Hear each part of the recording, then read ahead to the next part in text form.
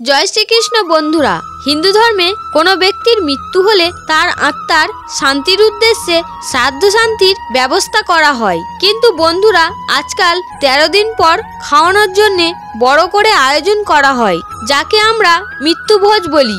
আজকাল বেশিরভাগ মানুষ পূজা এবং তর্পণের পরেই নিজের সামর্থ্যের অধিক ব্রাহ্মণ ছাড়া নিজের পরিজন, আত্মীয় স্বজন, পাড়া প্রতিবেশীদের তারা খাইয়ে থাকে, শুধুমাত্র এই আশায় যেন তাদের মৃত প্রিয়জনের আত্মা শান্তি পায়। কিন্তু বন্ধুরা, আপনারা কি জানেন এই বিষয়ে আমাদের ধর্মগ্রন্থে কোনো উল্লেখ পাওয়া যায় না। বড় করে মৃত্যুভোজের আয়োজন করা আসলে আমাদের উচিত নাকি উচিত নয়? তাহলে এখানে প্রশ্ন হলো, এই মৃত্যুভোজের চলন কোথা থেকে এলো? আর এটা করাতে আমি এবং আপনি কি কোনো পাপের ভাগীদার হচ্ছি? তাহলে চলুন আজকের এই ভিডিওতে এই বিষয়ে আমরা বিস্তারিতভাবে জানবো।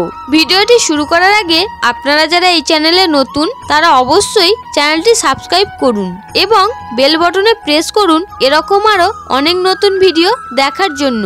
ভিডিওটি দেখে যদি ভালো লাগে তাহলে অবশ্যই একটি লাইক করবেন এবং সবাইকে শেয়ার করবেন, যাতে তারাও ভিডিওটি দেখে উপকৃত হয়। এবং কমেন্টে অবশ্যই জয় শ্রীকৃষ্ণ লিখতে ভুলবেন না। গরুড় পুরাণ অনুসারে যখন কোনো মানুষের মৃত্যু হয় তার আত্মার শান্তির জন্য এবং যমলোকের যাত্রা সম্পূর্ণ করার জন্য তর্পণ এবং পিণ্ডদান করা উচিত, যাতে মৃত আত্মা কঠিন রাস্তা পার করার জন্য শক্তি পেতে পারে।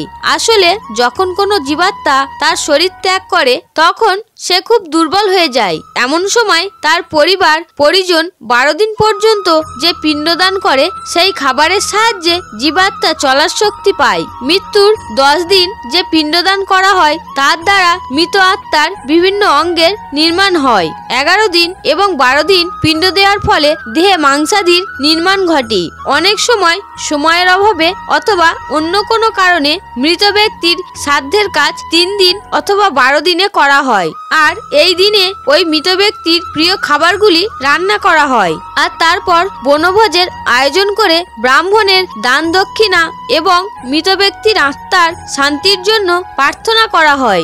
আপনাদের জানার জন্য বলে দিই, এই বনভোজকে আজকের সময় মৃত্যুভোজ বলা হয়, যা বলা কিন্তু কখনোই উচিত নয়। কারণ এই বনভোজ কেবলমাত্র ব্রাহ্মণদেরকেই করানো হয়, কোনো প্রিয়জন বা পাড়া প্রতিবেশীদেরকে নয়। গরুড় পুরাণ অনুসারে 11 দিনে মহাব্রাহ্মণদের ভোজ এবং 13 দিনে নিজের সামর্থ্য অনুসারে ব্রাহ্মণের খাওয়ানো উচিত এবং সাথে সাদা বস্ত্র ও একটি পাত্র দান করা উচিত। এর দ্বারা ওই মৃত ব্যক্তির আত্মা শান্তি পায়। এখন আপনার মনে হয়তো প্রশ্ন আসছে, যদি মৃত্যুভোজের কোনো বিধান না থাকে তাহলে এর শুরু কিভাবে হয়েছিল?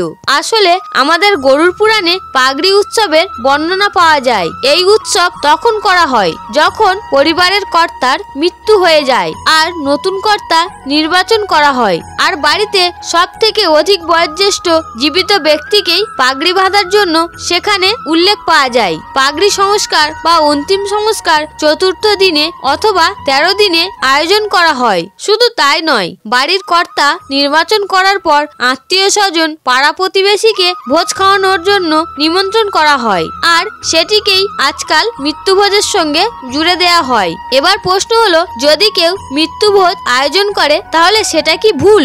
আর যে সেই ভোজ খাচ্ছে সে কি পাপের ভাগীদার হচ্ছে বা পাপ করছে? তো বন্ধুরা, এর উত্তর স্পষ্টভাবে আমাদের গ্রন্থে তেমন কোনো উল্লেখ নেই। কিন্তু আপনি যদি মহাভারতের অনুশাসন পর্বের একটি প্রসঙ্গে ভালো করে লক্ষ্য করে দেখেন তাহলে আপনি এর উত্তর সেখানে কিন্তু পেয়ে যাবেন। মহাভারতের যুদ্ধের আগে ভগবান শ্রীকৃষ্ণ দুর্যোধনকে যুদ্ধ না করার জন্য তিনি পরামর্শ দেন।